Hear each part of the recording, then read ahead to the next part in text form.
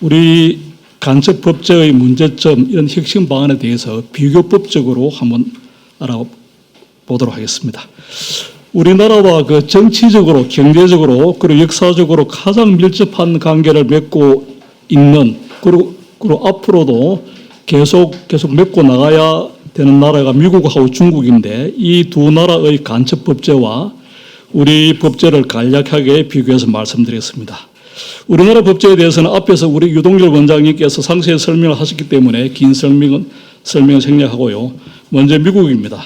우리나라와 같이 미국도 국가기밀을 담지 수집하는 행위를 간첩법으로 처벌하고 있습니다. 그런데 그 간첩법으로 처벌이 어려울 경우에는 국익에 반하는 정보를 탐지 수집은 했지만 그 국가기밀이 아닌 경우, 이럴 경우에 우리 유동열 원장님, 우리나라 같은 경우는 간첩으로 처벌이 못 되는 경우가 있는데, 그런데 미국 같은 경우는 외국 대리인 등록법으로 처벌하고 있습니다. 이번에 그 수미 테리를 기소한 법입니다. 그 간첩죄의 적용 대상이 외국으로 확대되어 있고 간첩죄로 처벌이 어려울 경우에 대비해서 예비적 법률까지 준비되어 있는 실정입니다. 다음은 중국입니다. 지금 중국도 당연히 간첩죄를 외국인에게까지 적용하고 있지만, 그런데 중국은 국가 안보나 국익을 침해하는 행위, 이 전부를 간첩죄로 처벌할 수 있도록 하고 있습니다. 그래서 미국의 간첩죄보다 훨씬 광범위하게 간첩죄를 적용한다고 할 수 있겠습니다. 결과적으로 볼 때 미국, 중국, 한국 간첩법의 처벌 수위를 살펴보면은 우리나라가 제일 약합니다.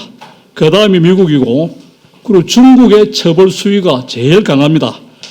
작년 7월 1일자로 시행된 중국의 반간첩법이 얼마나 강력하냐.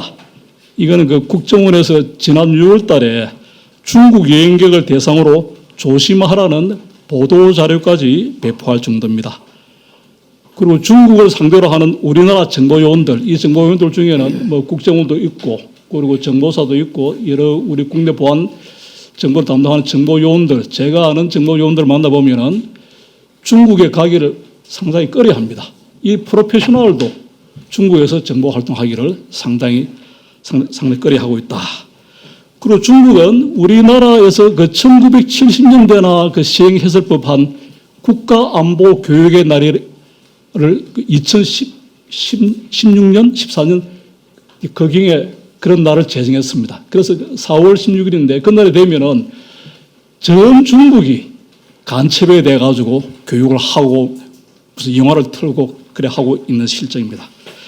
그래서 저는 제가 아는 그 대공 경찰관들, 지금 국정원의 수사권이 경찰로 넘어갔기 때문에 대공 수사관들한테 그런 얘기를 합니다. 간첩 한 명 잡는 것도 중요하지만 혹시 중국의 어떤 처정 활동을 하러 갈 필요가 있을 때는 외교관계라든지 그런 걸 많은 부분을 고려하고 중국에 갈 때는 반드시 철저한 준비를 하고 가야 된다. 그런 말씀을 드립니다. 요즘 그 세계 모든 국가가 서로 교류하면서 살아가고 있습니다. 그렇기 때문에 세계의 많은 법률들이 개개 국가가 처한 상황에 따라 조금은 차이가 있겠지만 대체적으로 글로벌 스탠다드로 모아지고 있습니다. 간첩죄도 마찬가지입니다. 간첩죄도 글로벌 스탠다드나 상호주의가 적용되어야 된다고 생각합니다. 그래야만 국가 간 정보 활동도 어느 정도 예측이 가능하고 과도한 정보 활동은 서로 자제가 됩니다.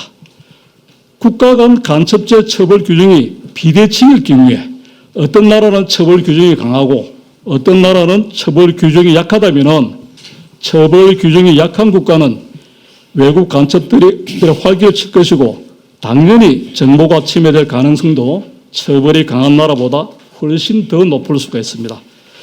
이러한 현상은 국제관계의 안정성 측면에서 국가 간 외교관계를 더 긴장시키고 국제의 협상도 더 복잡하게 만들 수 있다.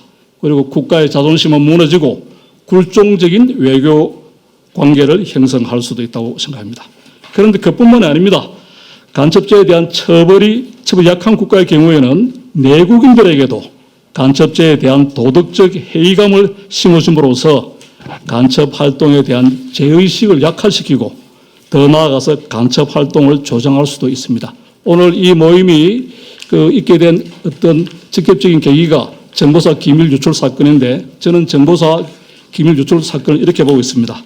이번 정보사 기밀 유출 사건도 큰 틀에서 보면은 우리나라 정보기관뿐만 아니고 국가 전체가 어떤 기밀에 대한 보안에 대한 그런 의식이 약화되지 않았나. 그리고 이렇게 약화되는 그 배경에는 간첩에 대한 처벌이 아주 약하기 때문에 그래 되지 않았나 그런 생각입니다.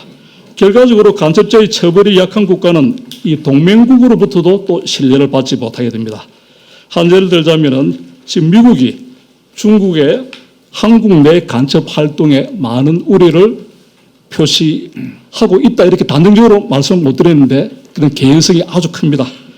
그러면 이러한 개연성은 더 나아가서 우리와 미국과의 어떤 동맹관계까지도 어떤 위해를 끼칠 수가 있다.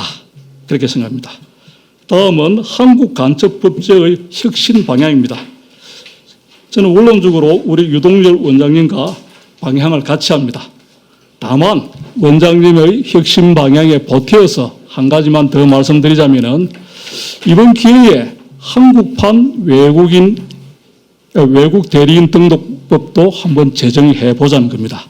만약에 이 법이 없으면은 형법상 간첩죄를 외국과 국내외 단체 그리고 비국가 행위자로 확대시켜 놓아도 만약에 그들이 지령을 받고 정보 활동을 한 것이 명백하에도 불구하고 그들이 수집한 정보가 국가 기밀이 아닐 경우에는 이 역시도 그건 처벌 규정이 있어도 그래도 간첩죄로 처벌하지 못하는 처벌의 공백이 있을 수 있다. 그래서 저는 이참에 외국인 등록법도 한번 제정해보자 그런 생각을 해봤습니다. 그리고 마지막입니다.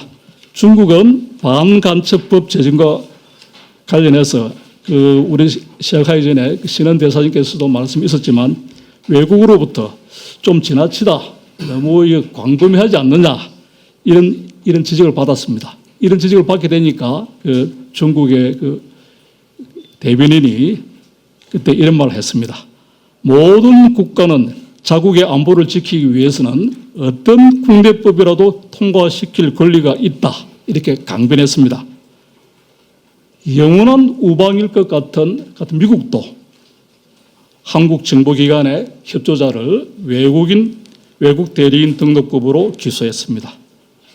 우방국은 있어도 우호적인 간첩법은 없습니다. 대한민국의 국가안보를 위해서 대한민국의 국익을 위해서 이번 기회를 대한민국의 간첩법제를 정비할 천재 일우의 기회로 삼을 수 있기를 간절히 바라면서 토론을 마칩니다. 감사합니다.